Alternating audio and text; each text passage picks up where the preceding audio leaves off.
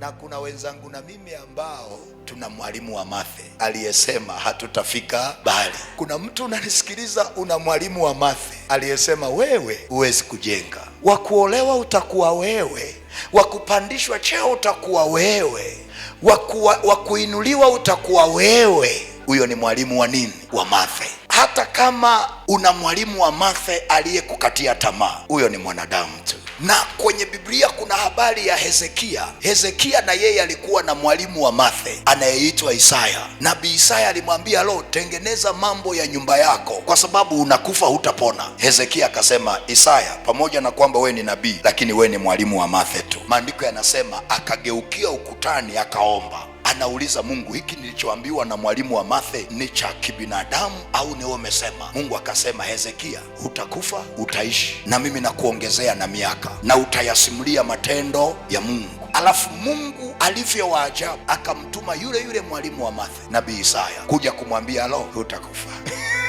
Na ndio maana usivunjwe moyo na mwanadamu. Mwanadamu anavyotazama sivyo Mungu anavyotazama. Mwanadamu anavyojaji mambo sivyo Mungu anavyoyajaji. Mwanadamu anavyohukumu sivyo Mungu anavyohukumu. Na saa inakuja ambayo Mungu ataondoa mipaka kwenye maisha yako. Mungu atakuinua, Mungu atakupa ile nyumba, Mungu atakupa ile ndoa, Mungu atakupa ile kazi. Na ukishapewa huo muujiza, utawaambia hapa ni wapi?